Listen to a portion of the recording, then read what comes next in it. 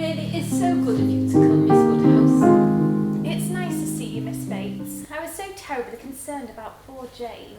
Oh, Miss Woodhouse, how kind you are. It'll be very trying for us to part with her. It was a great change and she is fortunate for the situation. Do not think us ungrateful, but if you were to see what a headache she has, you will excuse her not coming to you. She will be extremely sorry to miss seeing you, but your kindness will excuse her, I am sure. Where, may I ask, is Miss Fairfax going? To a Mrs. Smallridge, to have charge of her 3 little girls. Jane will only be 4 miles from Maple Grove. Mrs. Elton, I suppose, is the person with whom she owes the situation. Yes, our good Mrs. Elton. She would not take a denial. Yesterday evening was all settled that Jane should go. Quite a surprise to me. And when is Jane to leave you? Very soon. That's the worst of it. Within a fortnight. Her friends must be very sorry to lose her. And will not Colonel and Mrs. Campbell be sorry to find that she's engaged herself before their return? Jane says she is sure they will. But it's a situation she cannot decline. I'm really sorry, Miss Bates, but I must return to Father. I hope you don't think me too disagreeable. Please pass on my regards to Jane Fairfax. I will certainly endeavour to see her before she leaves. Miss Woodhouse, so kind, always so kind.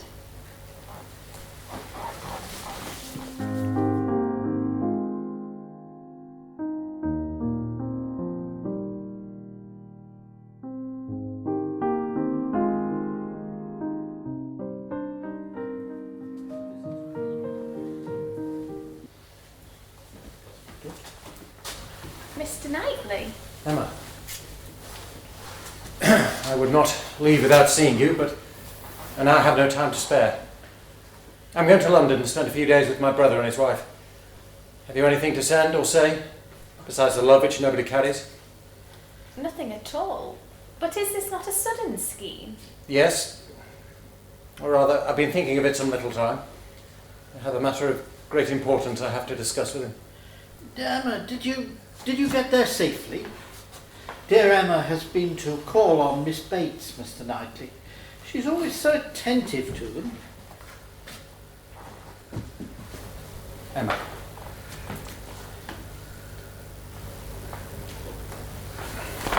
I must go.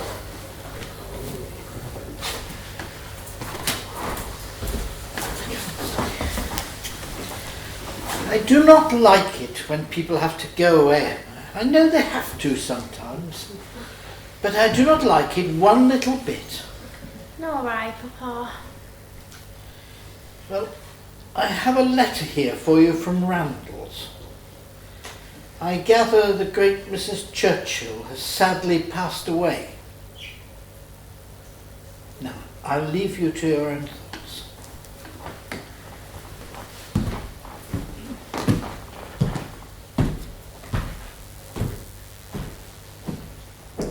Poor Mrs. Churchill. She must have been suffering a great deal, more than anyone had supposed. And continual pain would try the temper.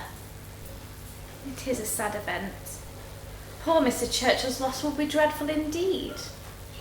Poor woman, who would have thought it?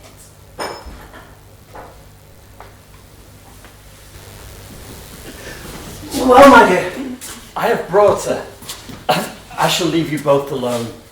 I have been as good as my word. She has not the slightest idea.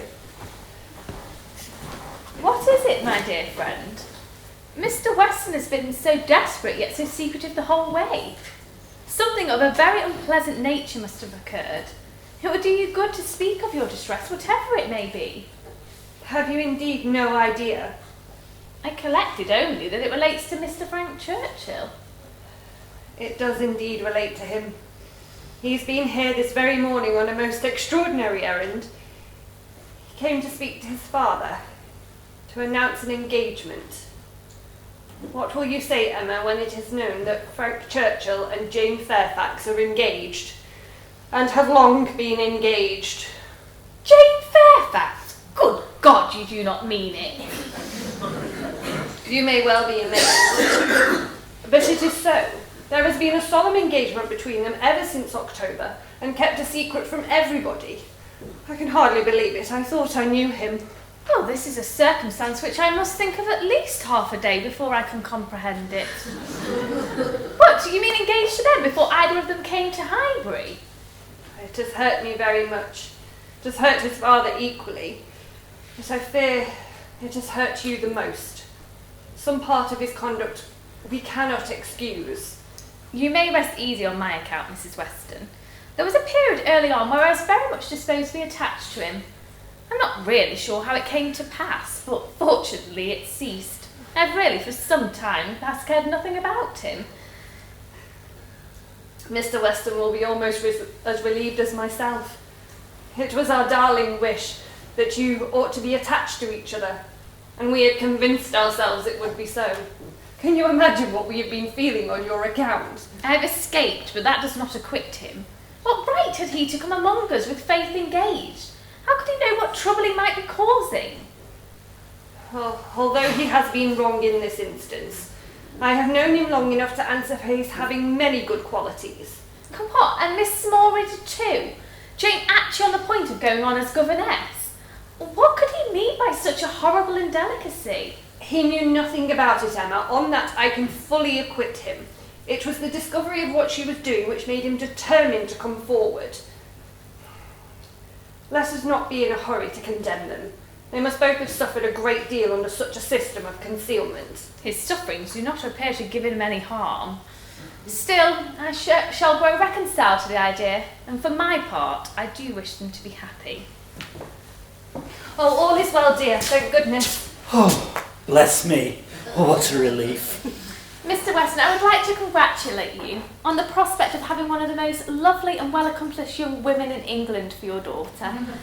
Oh, my dearest Emma, you cannot realise how this situation has relieved us, that it has not caused you pain no further.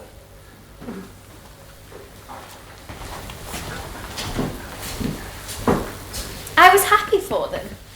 Whatever my thoughts on Mr. Frank Churchill's conduct, I knew long ago that I was never attached to him. And in Jane Fairfax he is the most amiable match one could wish.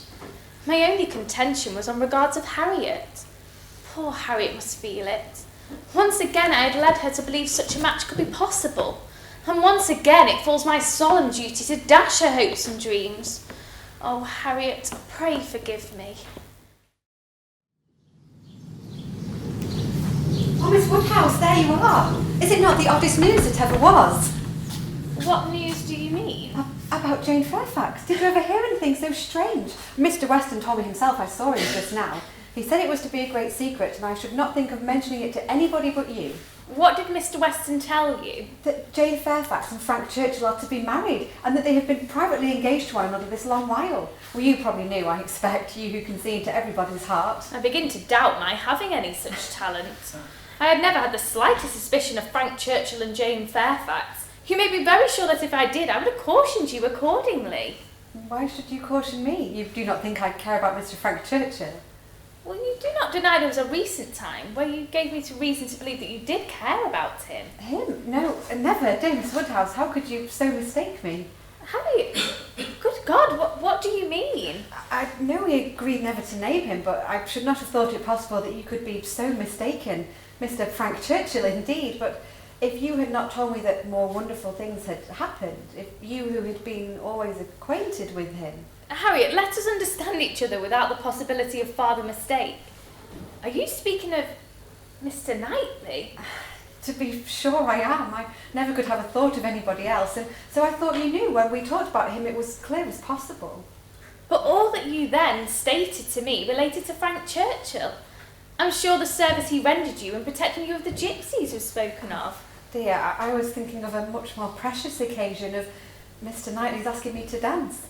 That was the service which made me begin to feel how superior he was to every other man. Well, this has been the most unfortunate, deplorable mistake. Whatever is to be done? You would not have encouraged me then, if you had understood me. But they were your own words, that matches of greater disparity had taken place, and therefore, if Mr. Knightley does not mind the disparity, I hope, dear Miss Woodhouse, you will not set yourself against it. Have you any idea of Mr. Knightley's returning your affection? Yes, I must say that I have.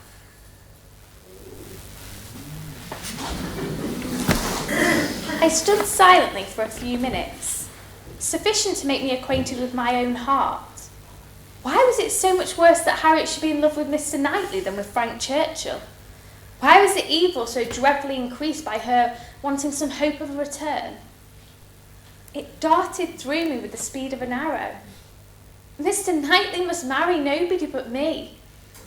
My own heart as well as my own head was before me. I saw it all with clearness. How improperly had I been acting by Harriet? How unjust had been my conduct? A strong sense of justice by Harriet gave me the resolution to endure with calmness. Harriet had done nothing to be slighted by the person whose counsel had never led her right. Is it not possible that when Mr. Knightley inquired into the state of your affections, he might have had Mr. Martin's interest in view? Oh dear, no, I hope I know better now than to care for Mr. Martin. I never would have thought of it at first but for you. You said to observe him carefully and let his behaviour be the rule of mine, and so I have, but now I seem to feel I may deserve him. Harriet, all that I will venture to declare is that Mr. Knightley is the last man in the world that would give any woman the idea of a feeling for her more than he really does. Forgive me, Miss Woodhouse, but I'm quite overcome. I fear I had better go. Do excuse me.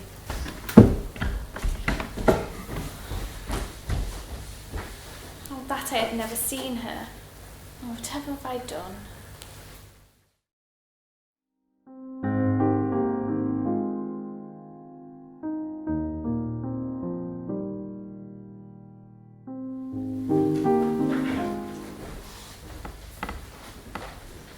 Emma. Mr. Knightley, you are returned from London? Yes, just returned. How are you? Very well, thank you. How are you? You must have had a wet ride. Yes, though I was not of a mind to notice. You have some news to hear, now you are returned back, that will rather surprise you. Have I? Of what nature? The best nature in the world. A wedding. If you mean Jane Fairfax and Frank Churchill, I have heard that already. How is it possible? I had parish business with Mr. Weston an hour ago. He gave me a brief account of what happened. You must have been less surprised than any of us, for you have had your suspicions. Do not forget the time that you gave me the abortion. I wish I had attended to it, but I seem to be doomed to blindness. Time, Emma, will heal the wound. Your own excellent sense. I know you will not allow yourself. Atrocious scoundrel. I will soon be in Yorkshire, then you need think of him no more. I feel sorry for her. She deserves a better fate. You are very kind, but I must set you right. I'm not in want of that sort of compassion. My blindness to what was going on led me to act by them in a way which I must always be ashamed of. I have no other reason for regret. I'm pleased you can say so much. It's fortunate your affections were not farther entangled. I confess, I never could assure myself to the degree of what you felt. He's a disgrace of a man, and he's to be rewarded with that sweet young woman. I'm ashamed of ever saying that I ever really liked Frank Churchill. I have very little to say for my own conduct. In truth, my vanity was flattered. He has imposed on me, but he has not injured me. I have never had a high opinion of Frank Churchill, and even if I have not underrated him, he may yet turn out well. With such a woman, he has a chance. For her sake, I shall certainly wish him well. They seem very happy, most sincerely and mutually attached. Frank Churchill is a most fortunate man. He meets a young woman, gains her affection, and cannot even weary her with negligent treatment. His aunt is in the way, his aunt dies. He's used everybody ill, and his friends are all delighted to forgive him. He's a most fortunate man indeed. You speak as if you envied him. I do envy him, Emma, in one respect. He is the object of my envy.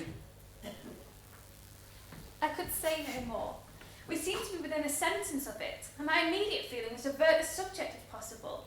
But in one situation, a mind draws blank. I just begged he would change the subject matter himself. You will not ask me what is the point of my envy? You are determined, I see, to have no curiosity. You are wise, Emma, but I cannot be so. I must tell you what you will not ask, although I may wish it unsaid the next moment. Don't speak it. I can't bear to hear it. Take time, consider. Do not commit yourself. Very well. Say no more. I stopped you ungraciously just now, Mr. Knightley. If you have any wish to speak to me, as a friend you may command me. I will hear whatever you like. I will tell you exactly what I think. As a friend? That, Emma, is a word I fear more than any other. I've gone too far for concealment. Tell me then, have I no chance of ever succeeding? My dearest Emma, your dearest, you always will be. Whatever the event may be of this hour's conversation, my most beloved Emma, you must tell me at once. Say no if it is to be said. You are silent. I cannot make speeches, Emma. If I loved you less, I might be able to talk about it more. You know what I am. You hear nothing but truth from me. I have blamed you, lectured you, scolded you, and you have borne it as no other woman in England would have borne it. Now bear with the truth I would tell you now. The manner, perhaps, may have little to recommend it, but for the present I ask only to hear your voice. You understand my feelings and will return them if you can. I can. I do return them, sir. I do love you, and believe I always have, though my actions have doubtless led you to believe different. Emma, you must answer me at once. I cannot bear it. Do you consent to it? Do you agree to marry me? I do. You do? I do.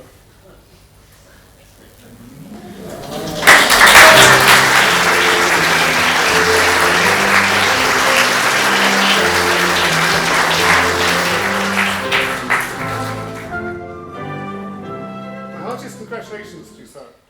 We were so very happy to hear of your news, although we had long suspected. My thanks, as ever, to you both for your kind words. Emma, this is a terrible business, poor girl.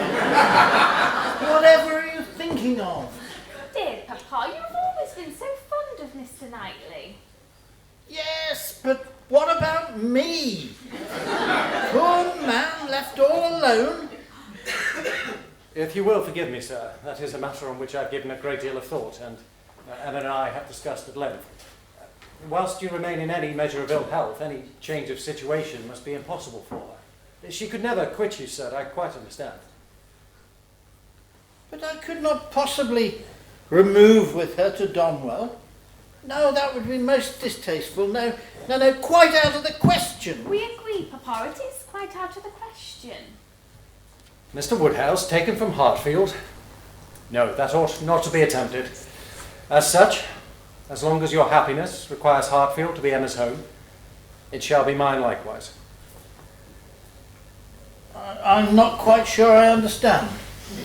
Rather than have you remove yourself to Donwell, Papa, Mr. Knightley has offered to live with us, so you may live out your days at Hartfield in perfect comfort. Say you'll agree, Papa. Well, yes, I shall certainly give the matter some serious consideration. I hope you will, sir. Is it not the most wonderful connection? I sincerely hope that the young lady's pride will now be contented. She'd always meant to catch Knightley if she could. Yes, rather he than I. Yes. Poor Knightley. Sad business for him. Indeed, I was never really very fond of the young lady myself.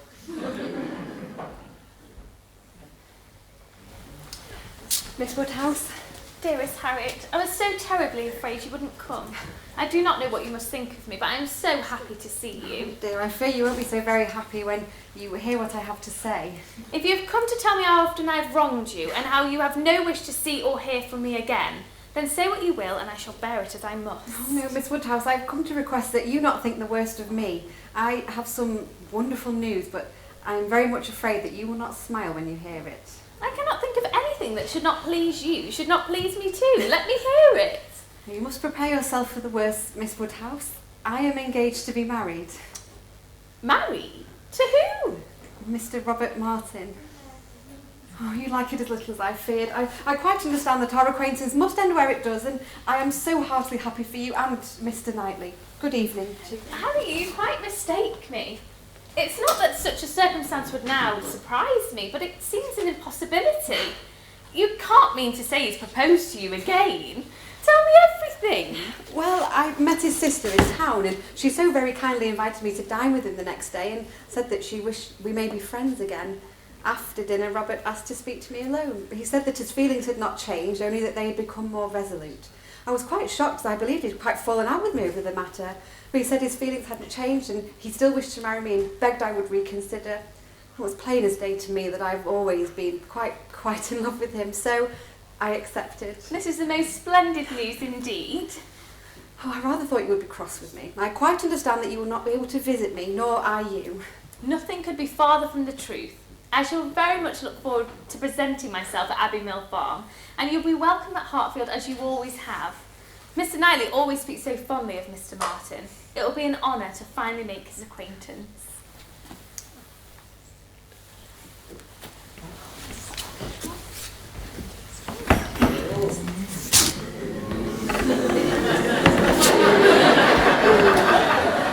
I must thank you, Miss Woodhouse, for a very kind and forgiving message in one of Mrs. Weston's letters.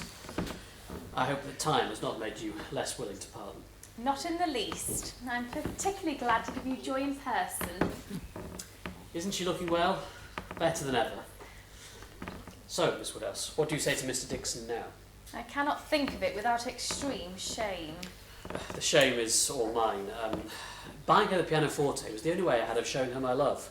But is it possible that you had no suspicion? I never had the smallest, I assure you. I was once very close to telling you, and I rather wish that I had. It would have been a much better transgression to have broken the bond of secrecy and told you everything. It is not now worth a regret. Let me return your congratulations. I assure you I had the news of your engagement with the warmest satisfaction. Did you ever see such a skin? It's a most distinguished complexion. I've always admired her complexion, but do not I remember a recent time where you found fault with her for being so pale? Ah, what an impudent dog I was. Excuse me, ladies and gentlemen, but I wish to propose a toast. Although the past few weeks have been very eventful, nothing gives us greater pleasure than seeing our honourable host engaged to his and our most beloved Emma. However, I hope you will indulge me for a moment if I draw attention away from their good selves for a moment, because I have a further announcement to make. In the not too distant future, there will be a small addition to the Weston family.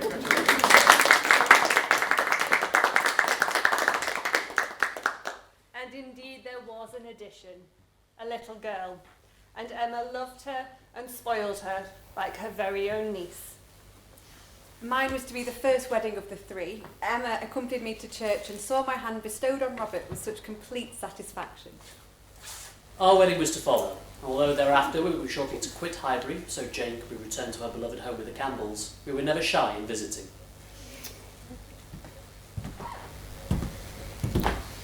Everybody seemed very happy with their situation, but for the life of me, I couldn't think why. If you ask me, it's all a bit sad. I was never quite sure who was marrying who. To be perfectly honest, I didn't really know what was going on. But me, I've got to remain at Hartfield, and, well, that did me pretty well. Emma was the last to be married in late summer, when the strawberries were at their ripest. It was a wedding like any other wedding, where the parties have no taste for finery or parade. Yes, I didn't care for it much myself. And as for some of the dress on display, oh my, it was most distasteful. Yes, indeed. In all my years of conducting... Hush, dear. I have to say there was very little white satin and very few lace veils. All in all, a most pitiful business. And yet, in spite of these deficiencies, the wishes, the hopes, the confidence, the predictions of the small band of true friends who witnessed the ceremony were fully answered in the perfect happiness of the union.